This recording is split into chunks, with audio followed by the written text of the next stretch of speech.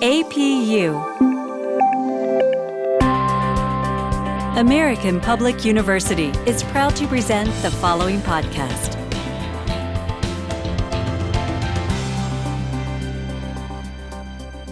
Welcome to the podcast, Intellectible. I'm your host, Dr. Gary Deel. Today, we're talking about the gaming industry. My guest today is Dr. Bernhard. Bo began his research career at Harvard University, where as an undergraduate, he completed a double major in sociology and psychology and published a thesis on the community impacts of the gaming industry in Nevada.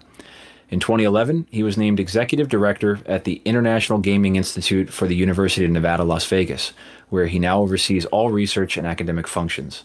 Representing the university in these roles, Bo has delivered over 200 keynote addresses in clinical, regulatory, government, and policy settings. He is published in the top journals in both the business sciences and social sciences, and currently serves as executive editor for a leading peer-reviewed academic journal, Gaming Research and Review. Bo, welcome to Intellectible, and thank you for being our guest today. Thanks for having me, Gary. Absolutely, I appreciate it. Full disclosure to our listening audience, we know each other from my doctoral work. You were one of my professors and my dissertation committee members at UNLV a few years back. So we do indeed. Yeah, we go way back. But I have to point out to the listeners, you were fully formed when you arrived. Sometimes that happens with doctoral students who are outstanding from the moment they arrive in your classroom. And so I can't take any credit for the quality that's happened ever since. or the consequences otherwise. So that's right. Well, thank you. I'm very flattered by those remarks. I remember distinctly us bonding over Carl Sagan and yes. his research text in your class. So exactly right. It was definitely a good time.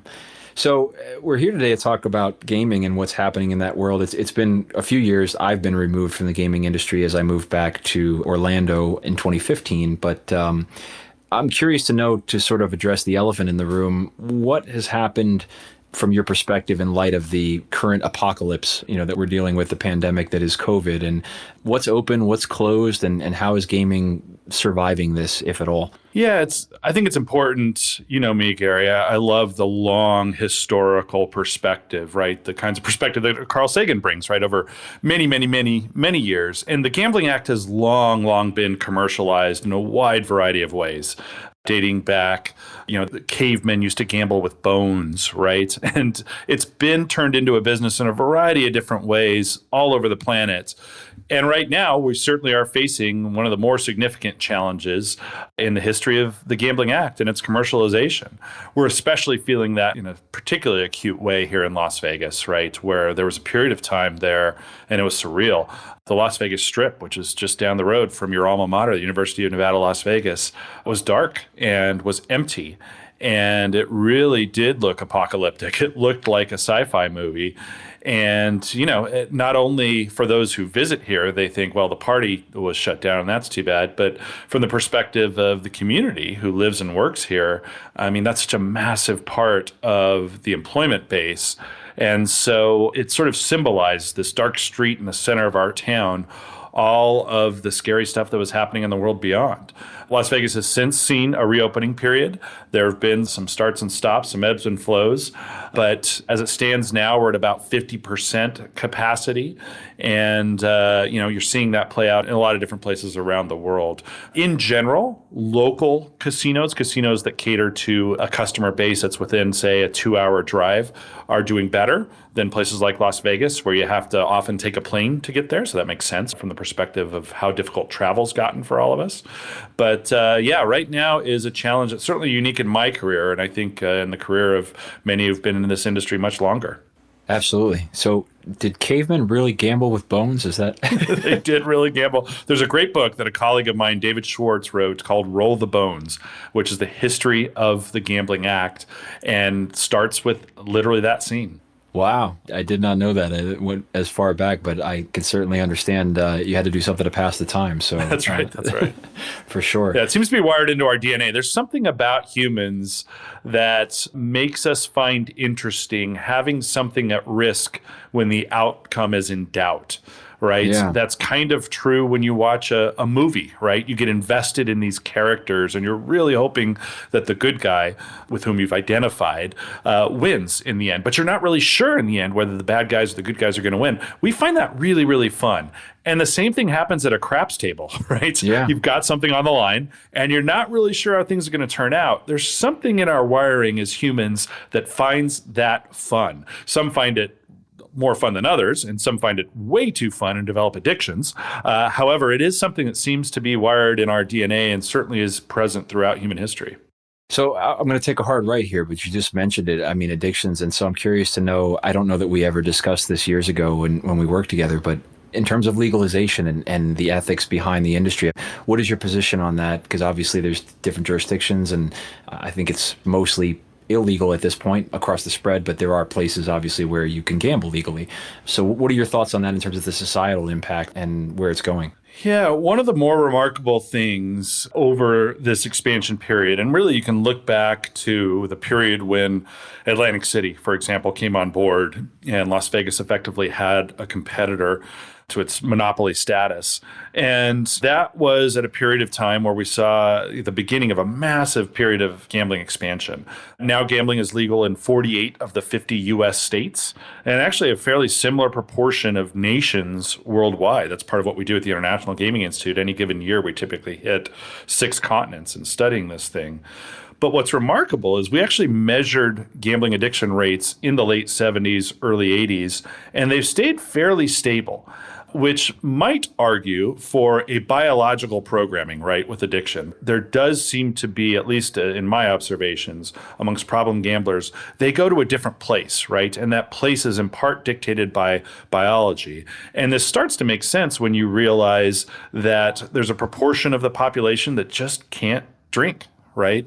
And that proportion of the population seems to be fairly stable. Those folks seem to have a different biological programming. And one of the really fascinating things that's happened in this field of studying gamblers who gamble too much and addiction is that the parts of the brain that are activated by gambling addiction appear to be the very same ones that are activated amongst those who develop alcoholism, which doesn't make much sense intuitively because you think, well, with alcohol, I ingest vodka. You can't mainline video poker, right?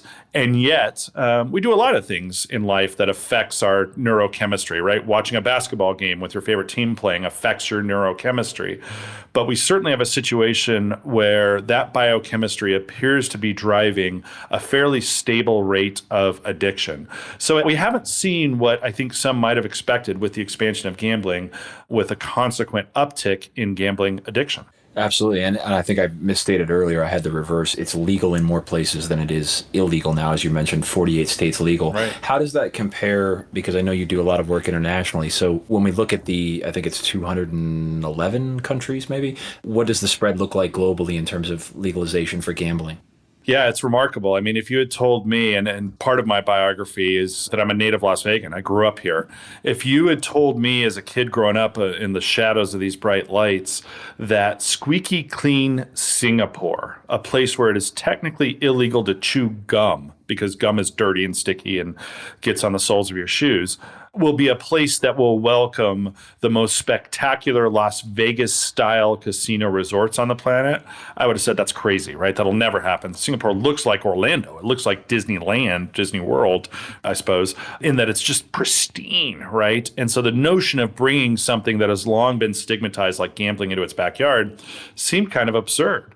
And yet that's what we've seen in jurisdiction after jurisdiction. Mainland China still lacks casinos. It's not that they don't have gambling. They have a lottery. And it's not like they're not scratching the gambling itch. They're going to a tiny little enclave called Macau, which generates vastly more gambling revenues than the Las Vegas Strip. But in every corner of the planet, whether it's South Africa or all over Europe or now throughout South America, they have what really could be characterized as Las Vegas-style casino resorts. And in many ways, in much the same way that Detroit sort of was responsible for the vast majority of the invention of the automobile, which they then exported out to a happy planet of consumers to consume, Las Vegas, for better or worse, has invented this experience that is a hotel, casino, restaurant, nightclub, day club, retail, right? You name it. It's all under one big roof, including gambling. And they've sent that out to a whole planet's worth of consumers. And in the same way that GM and Ford were in Detroit, but driving a global economy of automobiles, so too are companies now like Wynn and Las Vegas Sands and MGM, global behemoths that have exported their product to the rest of the planet. Now, it's interesting you mentioned some of the international destinations that have more recently adopted gambling because, of course, Vegas was arguably built on that culture to a certain extent. But yeah. I'm curious to know if you think, because you certainly have more exposure to those destinations than I do, is it a product of an evolution of values or ethics where people are saying, we're looking at this in a new light and we no longer see anything wrong with this practice or this behavior or this habit?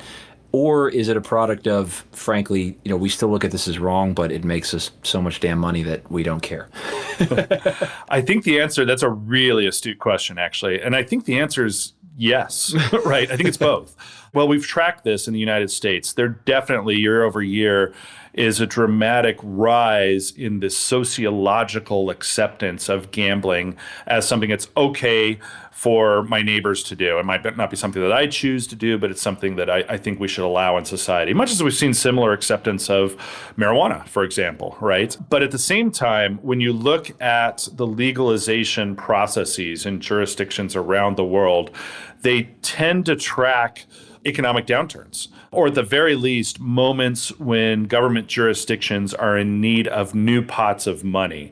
And in many ways, gambling is sort of like a voluntary tax. It's an act that governments often tax very, very highly, but it's one that, of course, the consumer can opt into if he or she wants, or opt out of. But it often is the case, and I've testified in, dozens, maybe hundreds of these jurisdictions, that politicians, of course, seek new revenue streams, just like good business people, I suppose, and especially during times where they have to do some belt tightening. And when that's the case, gambling often presents a compelling sort of opportunity to generate new revenue. I would point out that not all gambling revenues have the same kinds of impacts.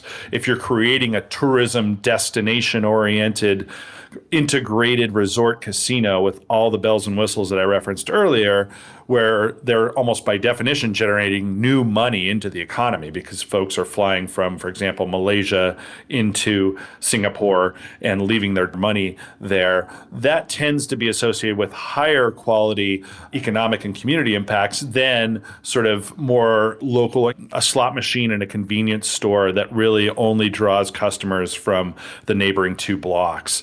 So yeah, as you can understand, I'm sure the economic impacts of that are far less substantial, and the community impacts are sometimes far less positive. Absolutely. I'm curious, we talked about a few examples in Asia, but another major population center in Europe. What is the status quo there because I don't unfortunately travel nearly as much as you do internationally as much as I would like to. So I know that you're a international man of mystery. So what's the rest of the landscape look like among modernized countries, with perspectives on gambling? Yeah, Europe is a really interesting place to study for someone like me as it pertains to gambling, because, of course, what happened in Europe, and now, of course, years later, we're seeing the Brexit phenomenon. But Europe, of course, agreed in general to a European Union whereby state monopolies were no longer allowed, right? That was kind of the whole point, was that we're going to kind of destroy borders and let businesses and even governments spill over the borders and become more integrated, kind of like a United States of America, right? That's a lecture for a political scientist to give, but that's a simplistic version. Well, the state lotteries, right? In many cases, the national lotteries of each of these countries were like, whoa. Well, all of a sudden, we can't do this if this is the new normal. And so they received exemptions from EU law, and in many cases had to agree to all sorts of really interesting stipulations whereby, for example, they would have to support noble causes. So, for example, Norsk Tipping, the Norwegian National Lottery, has for years given money to youth sports, right? And there are positive outcomes. And we've seen that with, for example, state lotteries in the United States, where the Georgia Lottery is famous for sort of dedicating its resources and funds to higher education in that state. But this was really sort of a supercharged version of that, and that tracked the EU phenomenon very directly. So as politics goes, gambling goes in a lot of different places around the world. For sure. My intuition tells me, when I spent years out in Vegas studying and working on the Strip, that there are certain cultures that are perhaps more predisposed to like to gamble than others. And I know that, for example, in Vegas, the Asian demographic of visitors, of travelers and tourists is huge. People are willing to get on a flight 18 hours over the Pacific just to get to Vegas and do some gambling, and very superstitious and beliefs in those cultures. Not to say, to put any one culture or group of cultures in any one box. It's not a monolith, but that was certainly a significant trend out there as compared to, say, Americans or, as you mentioned, Norwegians or anybody else. So is there sort of a trend line there where we can point to certain cultures that are more predisposed than others? Yeah, I think one of the more interesting sort of anthropological phenomena we would point to on the Las Vegas Strip is the rise of baccarat. Baccarat is a game that is almost exclusively played by Chinese gamblers. Those revenues are not coming from Des Moines, Iowa, right? They're coming from, as you put it, over the Pacific. Now, Baccarat's a French game, right? It's literally a game invented in France. It's very quickly resolved. It's sort of very straightforward. It's a luck game, although there certainly, as you noted, are superstitions that play in to the actual play of the game. If you look at the baccarat numbers over the years, they've skyrocketed in a way that tracks, of course, international inbound travel to Las Vegas. Las Vegas now has a direct flight from Beijing. Again, all of this was pre-COVID, but this is something that we've seen over the past few years, and the high rollers from that particular part of the world are very, very attractive, of course, to companies like Wynn, where you worked. Sure. Now, you mentioned COVID again, and I know we opened with a question about that. So I'm curious to know sort of big picture, and obviously we're recording this in September of 2020. We're still sort of amidst the pandemic, and there has not been a confirmed vaccine distributed yet. There's no proverbial end in sight, although we're all hopeful for a brighter, better 2021, I guess. So what does the gaming industry look like post-COVID? Have these companies already begun to think about, will there be a permanent change to the look and feel of a casino floor in the wake of the fact that, this is the first time in arguably 100 years that we're seeing a pandemic with this kind of magnitude and impact. So I'm just wondering if we're anticipating, by analogy, I often think about the fact that everybody in society, at least here in America today, are wearing masks with few exceptions, but we all do that. And I often wonder to myself if that will stick beyond COVID itself, as people start to realize maybe this is just a good social practice to avoid catching the flu or the common cold. And that just becomes as common as carrying your keys and wallet around when you go outside of your house. Yeah, we're actually recording this on September 11th, 2020. We are. And that brings to mind a really interesting analogy as you bring this important point up. Because you think about the kinds of things that we sort of, after 9/11, adopted as normal. Certainly going through security at an airport changed dramatically, and now it's something we have come to accept, right? And one wonders to what degree there will be stories of that nature. Maybe it will be wearing masks, which certainly is prolific throughout Asia. You see that quite a bit, even in pre-COVID periods, in large part because they went through the SARS period and in a very, very painful way. So yeah, it's a really fascinating, again, sort of sociological question. We at the UNLV International Gaming Institute actually have done some finger on the pulse research, or tried to, at this particular historical juncture by relying on our alumni network. So people like you, Gary, but also folks who have graduated from our executive development program, we've polled. Now, these are individuals who lead casino companies and gambling companies all over the planet. And it's interesting because, to your point about what will stick or what endures, a lot of the best practices that are emerging when we interview people who are trying to figure out how best to run a very high-touch business, right? This is very much a hospitality business, very much a business that relies on at least some proximity, relies on large crowds. And as we've asked them, what do you think will change? One of the themes that's interesting is that the more things change, the more they stay the same.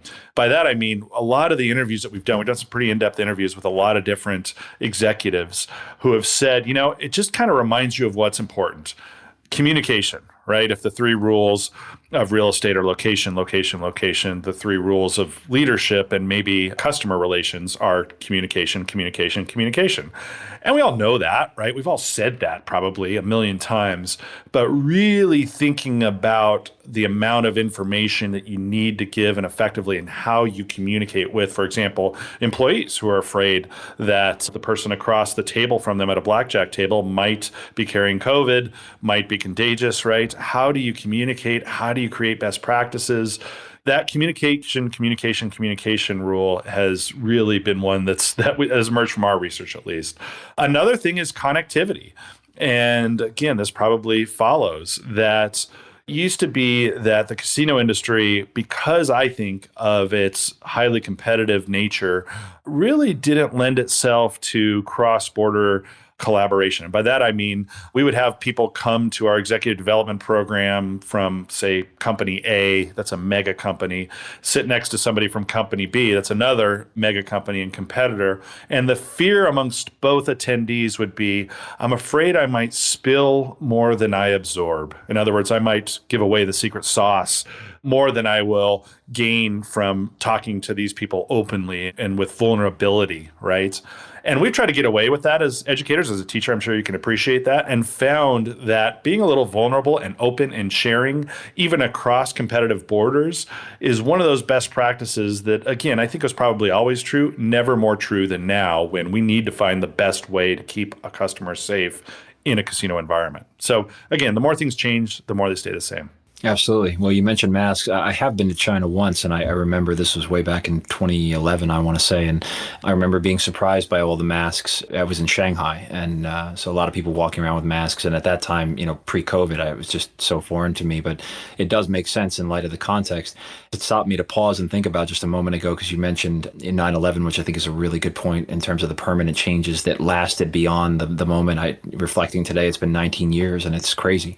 But it caused me to think about the World Series of Poker. I'm not a big gambler, but I enjoy watching the Hold'em series. And I thought to myself, those guys probably wouldn't mind wearing the mask because it's one less way of giving away a potential tell, I guess. That's right. You pair masks with sunglasses, as many of us have learned. Sunglasses and caps. You steam up your sunglasses, but you're not going to give away too many tells at a poker table. That's right. You might as well just put a big bag over your head. That's right. At that point. So actually, this is as good a time as any to cut to a break, and then we'll return. I want to talk a little bit more about the future in terms of technology and automation and what that might mean for the industry. We've been talking with Dr. Bernhard from UNLV's International Gaming Institute, and we'll be back after a short break. At American Public University, we believe that higher education can unlock higher purpose. So we offer 200 modern programs for those who want to make a difference. And we believe education must adapt to students' needs. That's why we've made it accessible through online classes and flexible with monthly program starts. American Public University, within reach, without limits. Learn more at americanpublicu.com. Welcome back. We've been speaking with Dr. Bernhard from UNLV's International Gaming Institute about the status quo of the gaming industry and the future in light of the COVID pandemic that has hit in 2020. When we left off, we were talking about some of the cultural ramifications and what might last in terms of the wearing of masks and sanitation and concern about exposure to other people. The digitization and the technology-oriented gambling has been around, obviously, pre-COVID for some time, but I'm wondering if this might accelerate that transition to online gaming, or even gaming in a digital sense, in the same way that people can go into a casino and not interact with any human employees, just sit down at a slot machine and gamble by themselves. Do we see that might proliferate at a rate that it hasn't previously? Because I think about the fact that, for example, retail establishments like Walmarts and Targets and Home Depots, et cetera, they had their stint with self-service technology before COVID, and they were slowly making that transition for obvious reasons of cost savings and efficiency and reducing the labor overhead.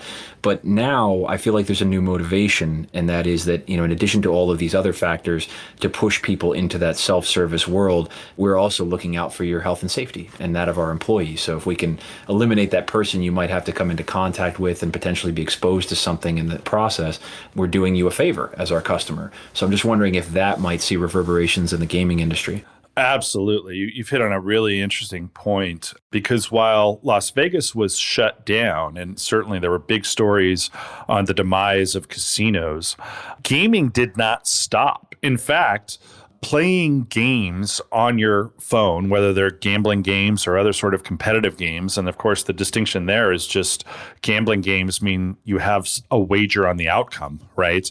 Those were all way up during that, especially the intense quarantine COVID period, right? And basically from 2-year-olds, as we often lament, who get very easily onto a computer screen and can play with an iPad very skillfully at an early age, all the way up to our great-great-grandparents who are similarly adept at playing games on screens. We are all gamers now. Right? Gosh, I remember when I was growing up, people were worried about Atari thumb, which was a thumb injury that you got from the home Atari video gaming system because you would use the joystick and you would move it with your thumb. And there were horrible, horrible stories about how kids had to have slings on their arms because their thumb was all out of whack, right? Well, at no time in human history have we had more access more quickly to more games than we have right now. And from a pure business perspective, that's on the casino industry to try to figure out where that convergence is. We're definitely seeing a convergence of the video game world, the world to which I just referred to, which ties its DNA back to Pac-Man and the like, and gambling games, right? And certainly there are companies, GameCo is one of these, that is seeking to create a video game-like experience in a slot machine. But in direct and indirect ways, the whole industry needs to figure that out, because once more, people are engaging their product. They're just not doing so under their roof, so to speak. So if you own a mega casino resort with all the glitz and glamour, and you've paid for exploding volcanoes and gorgeous fountains out front, and yet folks can scratch the gambling itch on their iPhone, you maybe have invested in something that at the very least faces a bit of a threat. The metaphor, the analogy that I bring up in class, maybe I did when you were in class years ago, Gary, is that of movie theaters, right? For years and years and years, certainly in the early 1900s or mid 1900s, you went to massive cathedrals of movie consumption, and you got all dressed up in a suit, and you would go there with thousands of people and sit in the balcony and sit in a place that looked like it was fit to host, a Broadway play, just a gorgeous, expensive mega building in, for example, Southern California, right? And then what came along was the capacity to consume that product in your home, right? In your home theaters or on your phones now, right? And many of those old cathedrals of movie consumption really struggled with their business model, right? And many, in fact, are shuttered or have been repurposed into other kinds of buildings. My mentor, Dr. Bill Eatington, the founding father of gambling studies, often wondered whether there was a moment in the future where casino hotels faced a similar fate. Maybe they won't be boarded up per se, so much as, if they don't recognize the trend lines, like any business, they can become blockbustered. Absolutely. You mentioned Atari thumb, and it reminded me of an article I read recently where doctors are concerned about an unusual and unhealthy growth of the back of the skull now that is associated with people looking down at their phones. Oh my gosh. Among adolescents, particularly, that spend hours on end. And apparently, it's legitimate. It's not just a myth that it really can happen if you spend most of your waking hours with your head pointed downward. You can have this sort of abnormality that causes spinal issues and stature, stance and whatnot. So, but it's amazing to me how adorably simple most casino games are, and yet they continue to attract attention. I mean, card games, 52 cards in a deck, okay, 4 suits, and they're just quaintly basic, and yet people will play them for hours and hours on end. Whereas, as you mentioned earlier, in terms of multimedia and the gaming that we have today, I think of the video games that are available on the most modern platforms, that these immersive world experiences and virtual reality, et cetera. And yet people will still flock to these games that were invented hundreds of years ago that you could play with sticks and rocks. Yeah. No, that's funny. I think about that a lot because, so once more, I have this weird family history. My great-great-grandfather, who went by the name of Kid Jordan, he was a cowboy from Texas and Oklahoma, wherever the games were hot.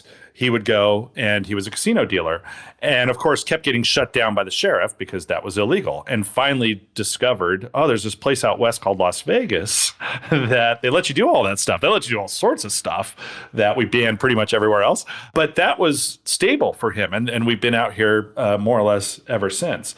But you could dig up Kid Jordan from the grave, and he's been dead longer than I've been alive, and I'm an old guy of 47 years old. And he would walk into a casino, and he would recognize today every single game in there. I mean, the slot machines look spectacularly different, but he'd say, yeah, that's kind of a cartoony version of those slot machines that we have. And he'd be able to deal craps. He'd be able to deal blackjack and poker. And I think that's not great from an innovation perspective, right? I mean, what if you said that about Apple Computers products? That really, you could dig up my great-great-grandfather who died 50 years ago, and he'd be able to recognize all the Apple computing products as the same ones that he played on, right? That would not be good. Yeah. So I think this is a real innovation challenge. Once more, it's not been one that's always been eagerly embraced by the industry. I think the industry, though, has been blinded somewhat by its near monopolistic status for so long. Once more, in most places, you'll have a fairly limited supply, limited by government, and you can say, I'll just have one casino in this area, right? And as a result, you do pretty well. You're successful when you have a monopoly, right? I always say you could sell spoiled milk at the local convenience store. If you're the only convenience store in the area, people are still going to buy spoiled milk, right? But the innovation challenge is very, very real. And yes, as you point out, there are adverse consequences to excessive behavior. And that's fascinating, that point you bring up about the part of the back of the skull. I find myself subconsciously feeling the back of my skull and wondering whether I've got this horrible affliction. But here's what I would point out about the folks who are lamenting this, the grown-ups who lamented Atari thumb in my generation, the folks who are worried about this now. The downfall is never as linear as the alarmists predict, is it? Right? It's never quite as total or as linear. We're headed for our demise. There's a great phrase in literature called declensionist narratives. And what this refers to are narratives of decline. And they've been around since the dawn of the human era, right? Every generation has said, oh my gosh, look what the younger generation is up to. We are doomed, and we are headed in a linear fashion towards our demise. And you look at the way in which what we now call the greatest generation, the World War II generation, when you look at the headlines in the Life magazines when they were teenagers, it was, oh dear, head for the hills. They are sheep-like in their apathy, in their just mindlessly following others. They're never going to amount to anything. And they became the greatest generation, right? So I think there's a tendency sometimes to neglect the fact that these things aren't linear. What happens is, kids start staring at their phones or start staring at their gambling screens. But there's always a counter, right? Folks start yoga or meditation to sort of break up the phenomena more adverse consequences, right? And that kind of ebb and flow is something I'm fascinated by. My doctoral dissertation was actually on the peaks and valleys of gambling's popularity over the years. It's not linear. There are periods of popularity and then backlash and prohibition, and then periods of popularity and then backlash and prohibition, which happens with a lot of things in life, that kind of up and down ride rather than the sort of linear demise or declensionist narrative. Yeah, that reminds me the declensionist narrative of the millennial rhetoric. And I say that as a millennial, kind of tongue in cheek, and how that sense of hopelessness. But I think you're right. I think there's always a longing for nostalgia of what was once comfortable. And as the new generation changes the music and the fashion, you become foreign to that, or it becomes alien to you. And there's this sense of distrust and hostility. But that, I think, also could be translated into the gaming world. And I wonder if that's what is attributable to the lasting interest and support for the games, blackjack and poker and so on.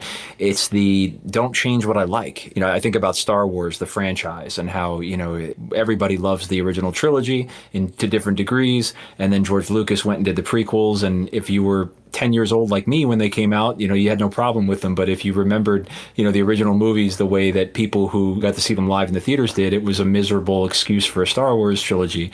And then the new ones, Disney did their best to try to retcon and to fix the mistakes. But I feel like in some ways they almost made it worse. And so everything that follows that is slightly different has been a perpetual disappointment. And I wonder if that's why the gaming industry has been so reluctant to make any major leaps, is just, for fear of alienating the people who love card games.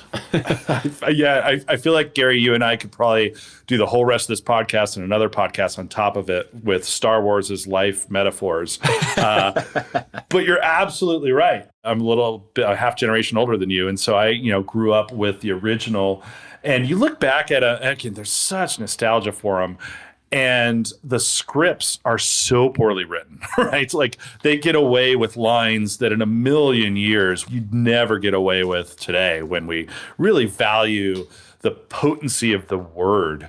The eloquence of the spoken word has gotten so much better on screens in general, with the advent of a far more competitive screen-based entertainment landscape than it ever was. Once more, though, we're not quite seeing the same thing in the gambling world. And you're right, maybe that is sort of a nostalgic place. One little stat or sort of set of data that supports that notion of yours, which is really a smart thing to say, is that the casino customer tends to be an older patron in general. And I was interviewing a CEO of a major gaming company a few years back, and he had been, prior to his life as a gambling executive, an alcohol executive. And he said, in many ways, gambling is kind of like wine sales, in that you just kind of have to wait for people to age into your product, right? And once they do, they'll be a very strong customer, but you gotta kind of wait for them, right? And, gambling is an act that is largely stationary. When you're no longer, I'm no longer able to do, when you got a bum knee like I do, and you can't go out there and rock climb as much as you might like, gambling becomes more attractive because it is, again, a very enjoyable sedentary activity for older people who can no longer do other things. So your sense that, again, a longing for a simpler past that you remember sort of links in well with the demographics of the Gambling Act in America. Yeah, it's a familiarity that I think we can all relate to. I mean, at 34 myself, I already see the top 20 music changing from what what I remembered it to be from 10 years ago. Pretty soon, you're going to be screaming at kids to get off your lawn, Gary. That's not music. That's right. Yeah. Well, I wonder if there's a hybrid, though, coming our way in terms of the technological automation, because again, the overhead of employees in any respect is burdensome, and naturally corporations are yearning to shed that in any way that they can. At the same time, they don't want to alienate that demographic, the older demographic, the people who are comfortable with what they know. So I don't think you'll get all of those folks on board with a video, digital, smartphone, or even home computer version of gaming. But I'm wondering if, I'm imagining a blackjack table with a dealer that is essentially a robot, of some kind. And I'm wondering if that's the sort of hybrid future that we envision to eliminate that overhead and so many other challenges that, I've talked about in articles and other podcasts. I mean, dealers unions and the struggles that come with, having to negotiate with employees in that respect. All of that kind of goes out the window if you can get to a technological situation where a dealer, a physical human being, is no longer required to sit at the table with you, but you've got to get your customers to buy in on that. Yeah, again, this is yet another thing that I'm sure you and I, Gary, could talk for hours. It's about gambling, but it links to a much broader societal trend, and that is automation, right? Mm-hmm. And robotics, and the rise of the robots, and the ways in which that threatens the human-based labor force. And you're seeing this in Las Vegas, right? There are robot bartenders now, and that was a huge, huge controversy when we first saw that a few years back. But it's not like the casino industry can be immune to these broader societal trends. My understanding is that the single most popular, most common, that is, job amongst American males is truck driver. Mm-hmm. Well, Mercedes-Benz has tested the world's first fully autonomous 18-wheeler. So that job, which is the most frequent job amongst American males, could be gone. And when you think about the hotel casino, I think what a lot of people don't realize is that when they open, for example, the Bellagio, they have to hire 10,000 people. 10,000. That's a small city, right? It used to be that the factory played that role in American towns, whereby, there was the one place that could hire a whole bunch of people and basically employ the whole town. Well, factories and manufacturing more generally have moved in large part to China in the global economy today. And so you have to kind of look to post-industrial labor forces, not labor forces in the conventional sense, I mean like forces of providing labor. And on that list, there are a few things that are as powerful, or at least that hire as many people as a hotel casino these days. But even that, once more, is threatened by automation and, as you put it, the robot that are dealing the blackjack table, or even eliminating the robot and having a situation where you're just staring at a screen, albeit in a casino, with what is in essence electronic blackjack or poker game. So you're starting to see those kinds of things all over the place. And the way that it links to COVID that's interesting is it's actually cleaner. Gosh, the second dirtiest thing on a casino floor are chips, right? Poker rooms for years, hardcore poker players joke that they all have flus at the exact same time because they're all passing chips back and forth. But the dirtiest thing on a casino floor is probably the dollar bill that you exchange for that chip, right? But both of these are very, very, I guess in the post-COVID world, potentially destructive forces of contamination, right? And against that backdrop, suddenly automation, computer screens look a little less threatening because they feel a little bit less contaminated. So that becomes, I think, a very interesting dynamic as we think about automation of labor.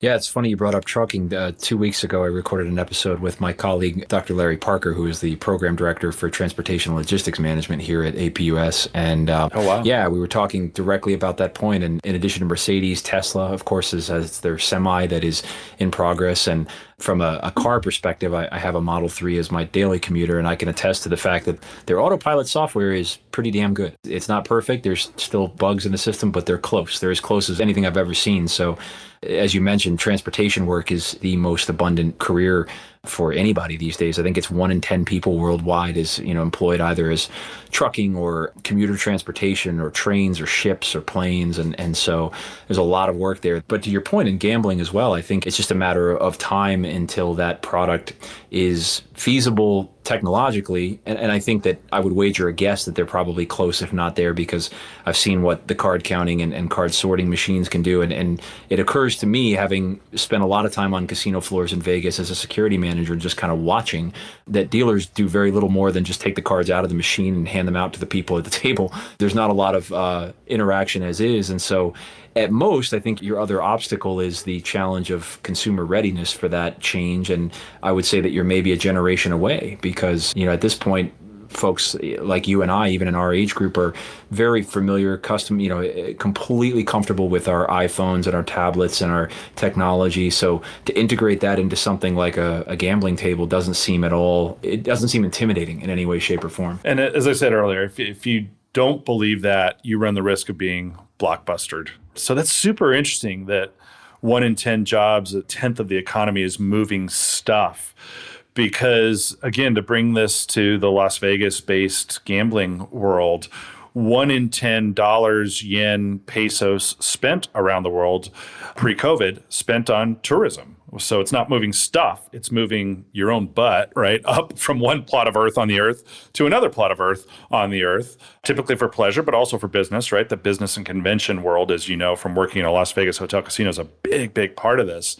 And one wonders where that's headed post-COVID, right? Are we going to be as rabid about hopping on planes and at the drop of a hat and having the great apps that let us know there's this kind of a deal on the low-cost airline that can get you to Denver by 6 p.m. tonight? I wonder where all of this is headed. I wonder what you think, Gary, just because, again, the act of traveling is 10% of the global economy, again, pre-COVID. Where are we headed after this? Are we going to be as enthusiastic about up and moving our bodies to other parts of the planet as we were prior to that becoming a potentially deadly thing? Yeah, I think that's an excellent question, and I think we're seeing now what is possible in the absence of that physical relocation because we're forced to engage with it in a digital way. I have friends here in Orlando that are not in any way employed in tourism, but are finding themselves working from home just for convenience or for social exposure's sake, software engineers and people who work in marketing firms and office jobs. And now that it's been 6-8 months, absent from the office, they're seeing that they can be productive at home, and perhaps their bosses and their organizations were not in favor or in support of that kind of a work environment previously. But now that they see that it works, I think that that's going to stick in a lot of ways. We're in a fascinating moment, right, where it's a perfect experimental design, right? Because that's what you do with experiments. You drop a stimulus into a group and you see what happens before and after, right? And this is the ultimate stimulus, right? Or we think of stimulus in the economic sense, but stimulus in the experimental design sense means you inject something odd or different into the environment and see what was happening before and what happens after. And as it pertains to our two towns, right, Orlando and Las Vegas, no two towns in America are more reliant on tourism. You can see it going both ways, right? You can see it going in a direction where people have stopped traveling and maybe continue to at least slow down for a while. You can see a world where people have learned to enjoy other things, and because of fear and because of learning to do those other things, they travel less. You also can see a pent-up demand, meaning that the moment the vaccine hits, for example, everybody goes to Disneyland. It's like everybody just won the Super Bowl, right? What are you doing? I'm going to Disneyland or I'm going to Vegas, right? And the infrastructure that, of course, both of these cities have is unparalleled. And so they are very much ready to receive the inbound customer. In the end, and I know I sound like a wishy-washy academic when I say this, the answer to the question, will you see a decrease or an increase, is probably both, right? There's some of the population that is so eager that they'll travel at the drop of a hat once they're able to and just spend like crazy people, right? And there are others for whom the fear will linger and the memories will linger and they'll be a little bit slower to respond. Both of those phenomena will happen. And, as a result, hopefully there'll be some equilibrium or stasis whereby, again, things return to some semblance of normal with both of those phenomena pulling and pushing. Absolutely. And I wonder what that future vision will look like and how far removed from our current reality it will be. And I often think about sports betting by analogy, and I don't know what the trend line is. You might have some data on the usage of sports betting rooms in casinos in Vegas over time, but recently John Oliver on HBO had an episode, I don't know if you saw it, it was on fantasy football and fantasy sports and the legal battles that have ensued over whether or not fantasy football is betting, sports betting. And of course there's a big argument about, no, it's not, yes it is. And so you have these FanDuel and the other one, I forget what the DraftKings, thank you, yes. And there's a very funny expose on this topic, but it seems that more and more people are just becoming more and more comfortable with the idea of, I don't bet on sports. I hardly have time to watch sports myself, so it's hard for me to relate to that topic. But if I were, I could imagine myself saying, why in the world would I ever get up, get dressed, get in my car, drive to a casino, and go sit in a room to place bets when I could just do this from my smartphone on my couch? Right. Yeah, sports betting is an interesting phenomenon because we've seen, thanks to some Supreme Court decisions, a liberalization of sports betting legalization. So more and more places are allowing sports betting than ever before. But it's an activity that was always happening. I went to college in Boston at a time where there was a Boston College football betting scandal, and they were laying bets at a bar that I frequented a fair amount. Everybody knew that was where the action was, right? And in the ultimate statement of laziness, one of my best buddies in Las Vegas that I grew up with, where sports books are ubiquitous, right? Every place on the Strip and beyond and all the local casinos has one. But he had a bookie, an illegal bookie, because he could call from his lazy boy and place the bets over the phone, right? Even in a place where sports betting was ubiquitous, he preferred that kind of convenience and capacity to bet over your phone. Now, of course, the legal sports books typically have a mobile option whereby you can do things on your phone. In Europe, it's really, really intense, whereby at a football match, a soccer match, you'll have in-game betting, whereby you're constantly betting on who will have the next throw and who will have the next corner kick, who will have the most touches in the next 20 minutes. I mean, you name it. And it's an ongoing in-game phenomenon. The days of it just being, all right, I get this many points, I'm going to bet on the Broncos, are gone, or at least the world's gotten a lot more complicated. Yeah, I will have to send you the link to the John Oliver episode because it was funny. They were just touching upon how most people naturally lose money. Hence, this would not be a great business model in the first place. That's right. On their betting. But there was one individual in particular that they made a joke out of that he made like $700 and something thousand on sports betting through, I think, DraftKings. And, everybody's saying, well, this just shows you how it's possible. I should keep doing this because I can win it too. And then they cut to him and he says, I have a master's degree in statistics and I've created an algorithm that calculates that's based on weather patterns and geographical elevations and calculates hit percentages in baseball to the 19th decimal point or something. Yeah, that's a little less sexy than your grandpa having a feel that the seventh horse in the fourth race was going to come through for him. Right. Yeah, there's a lot more to it than that. Well, wonderful. We're running down to the end of our time here, but is there anything else happening in the world of gaming that our audience should be aware of? Any trends that we should keep our eye on? As gaming goes, so does society, right? It really, in many ways, is no better or no worse than just about any other activity. You mentioned retail and the way in which that's moved online. Gambling's moving online. We talked about tourism and the way in which human beings increasingly have wanted to up and move to other parts of the planet and see those parts. And gambling's found a way to access that, obviously, on the Las Vegas Strip. And so, yeah, when I teach courses on the sociology of gambling, I think you can use gambling as a lens for society and vice versa, right? And it just becomes a really interesting episode. It's an activity that's been around since the dawn of time. And yet it's something that changes fairly dramatically depending on, as you pointed out earlier, the culture or the society in which it takes place. Absolutely. Well, hopefully for the sake of the economic benefit that comes from gambling and from the activity that so many people enjoy, to the extent that it's healthy and can be enjoyed that way, we certainly hope that it survives the pandemic and continues to thrive in the years ahead. Well, Bo, I want to thank you for sharing your expertise and your perspectives on these topics, and thank you for joining me today for this episode of Intellectible. Thanks so much. Appreciate it. It was fun reconnecting, Gary. Absolutely. And thank you to our listeners for joining us. You can learn more about these topics and more by visiting the various APUS-sponsored blogs. Be well and stay safe, everyone. For more information about our university, visit us at study@apu.com. APU, American Public University.